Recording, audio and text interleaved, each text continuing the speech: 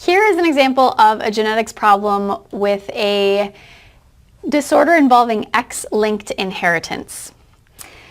Hemophilia is a recessive X-linked disorder. Queen Victoria is a carrier of the recessive allele, while her husband Albert is normal. What are the chances that a prospective daughter could have hemophilia? What are the chances that a prospective son could have hemophilia? Before we get started with this one, we need to talk about notation to use for X-linked inheritance. X-linked inheritance means that the gene we're interested in is located on the X chromosome.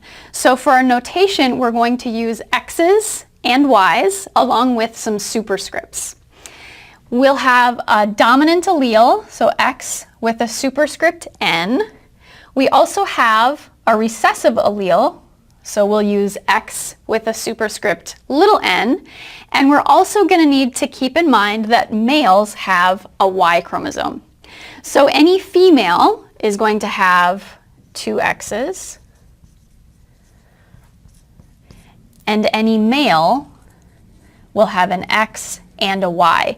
And notice that the Y chromosome is empty. It does not carry an X-linked gene. Okay, given that, we can think about Queen Victoria. We can see that she is a carrier of the recessive allele. Carrier means that a person has the allele of interest, but they don't have the disorder associated with it. So that tells us that Queen Victoria is heterozygous for the hemophilia allele. So she will be X big N with an X little n. And her husband Albert is normal.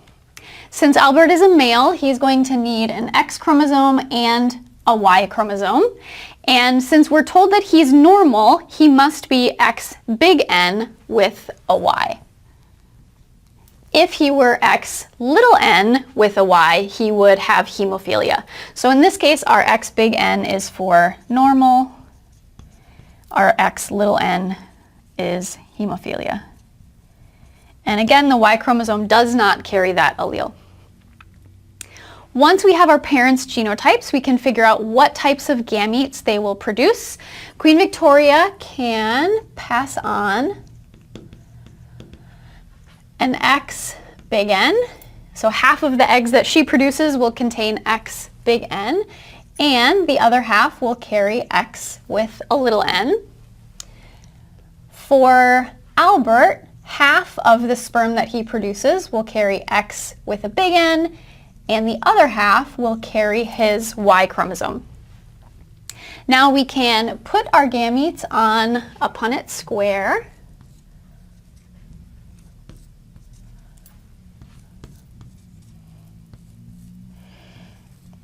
And find out what the genotypes of their possible offspring could be.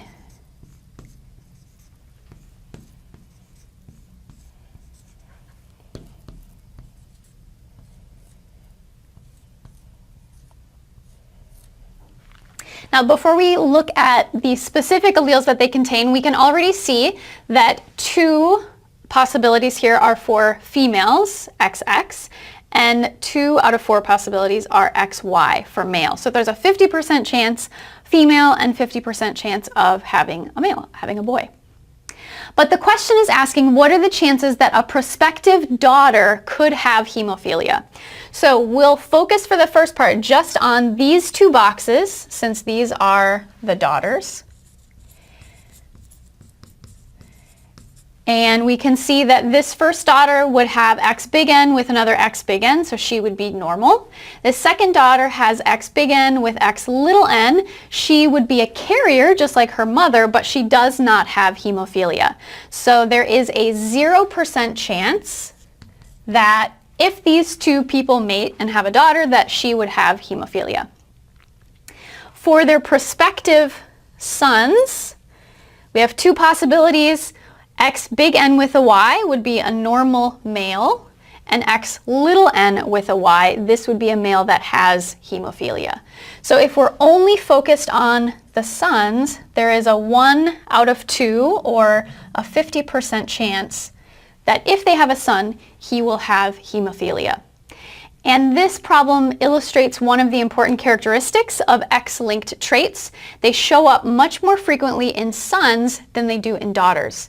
Because in order for a son to have hemophilia, he only needs to inherit one recessive allele, whereas for a female, she needs to inherit 2 alleles in order to have the disorder.